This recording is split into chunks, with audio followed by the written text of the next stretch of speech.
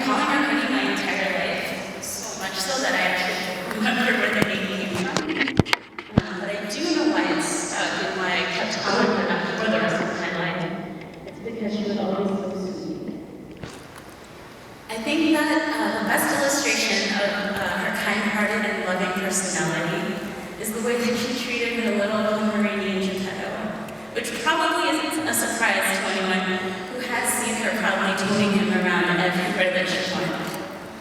From the day that she received little Geppetto from my cousin Stephanie, she treated him like her own child and spoiled him with toys and affection, and she even patiently nurtured Geppetto's intellect by teaching him to ring a bell when he needed to get out of the house.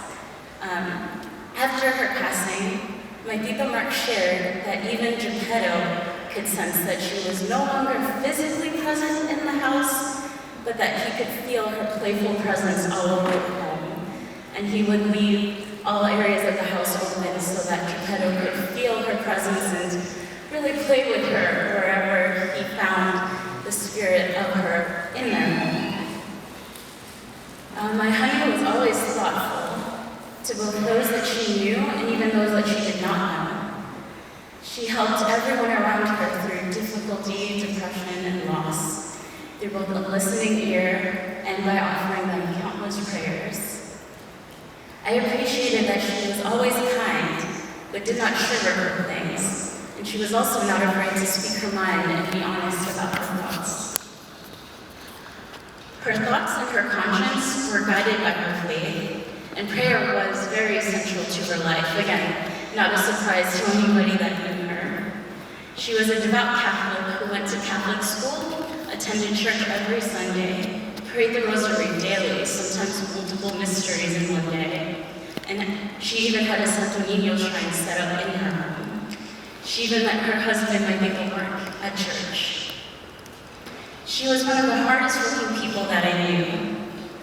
As a child, I remember her working tirelessly at the bank near our home. And even after she moved away to the West Coast, she continued to work very hard, sometimes juggling up to 3 jobs at one time. A great illustration of how much of a giving person, dedicated, extremely dedicated person that she was, is that she contributed some of the portion of her income from those jobs to building a new church in her new home of Las Vegas. And she was extremely proud and happy when St. Anthony de Padua Church was finally completed. Her selfless generosity and love extended to her family and friends as well. She wanted to make every moment of her loved ones memorable, and will never forget the joyful laughter and energy that she brought to every occasion. She was happy to shower her family with both spiritual and material gifts. Among other things, the Cirquina family in particular has her to thank for the matching outfits that we had for every June family reunion. She even helped strangers by providing food for the hungry and goods for the homeless through her church. She always remembered when you did a favor for her, so she could reciprocate it later. After all, she sincerely believed that God will provide when we need Him, and that she will be hospitable to others until her time eventually comes. In preparing this piece, I read a lot of memories about my honey's life from before I even met her that I actually didn't know about. In hearing those stories, I felt closer to her. I thought back to my own memories that I had with her together, and even though in most of them I was a child, I now realize that she was always patient with me, and she always had a lesson for me to learn, no matter what was happening. As I grew older, even though we were physically further away, that distance seemed to melt whenever we did get to see or talk to each other.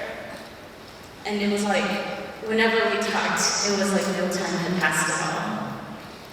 Even though she had no children of her own, she treated my brother and I like her own children, and was there to love, support, and sometimes scold us throughout our lives.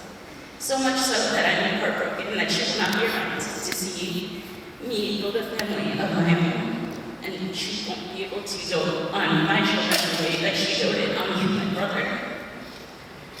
Though she's not physically physically present with us here anymore, she is constantly giving signs to us here on earth that she is still watching over us. And that gives me, my Tito Mark, and the rest of us comfort that she is truly happy and in a better place. I'm happy to relive and share these memories with the rest of you so that she can continue to live on in the rest of us here. Thank you.